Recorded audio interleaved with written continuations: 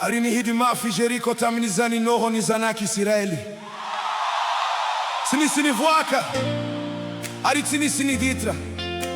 Ari oi Jehova tamini Josoa. Indro. E fanato lotre o antana nao Jeriko. Sinimpanja kanimba min leila imae.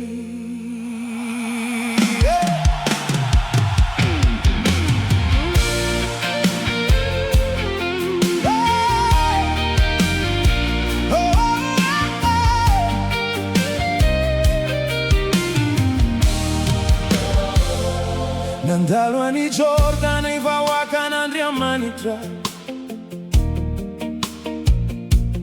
Nentuntanano aminitani nampanante naina. Fatewano luai nisitana na vuai di mafi. Jeriko ni joro toazi azu resena insoni. Oi Jehova tamini Joshua hoi Azamata outra e fanato l'altro nauizi. Mandena mano di narakani teniku. Fani fandre sena ziavi amin keri favi amigu. Orayani ni manda Oravani sakana Izai mitsangana manulona ni zanani. Harauni teni Azanyala milalani Faizi numa nao lala nao anatie fitra. Yani ni manda Oravani fattorana Fatorana Na butoine tendrombo i trasizani. Mancanessa min finoana Mijora mini fanta tua vana Fa Jehova nu mandresi wana wanio. Indrei mandei sanandru non andiana nisireu. Manginan vawakan trompete aninore. Nadritanieni nandru psignovani baikoni nadieto afasa.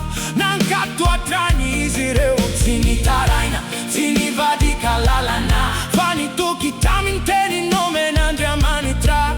Faisei lasa indietante rakatoko. Nadiembola zita zani valini alo. Orayani ni manda Oravani sakana Sakana Izai mitsangana Manulona ni zanani ni harauni tenini. Azamyala mini lalani Faizi numa nao lala nao anatie fitra. Orayani Yani ni manda Oravani fatturana Fatorana Na butoini tendrombu i trasizani.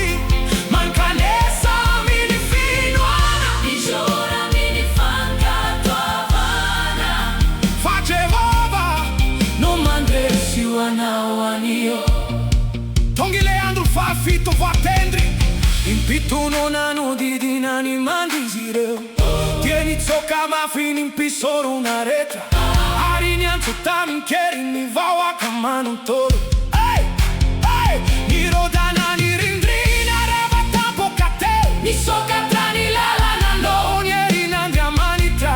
Ceri pures Fa Jehova non ho meno vonina itra. Fazzi missi ma tu itra ni fa e fannandra chi sei. Orayani ni manda Oravani Sakana Hey, Izei mitsangana Manulona ni zanani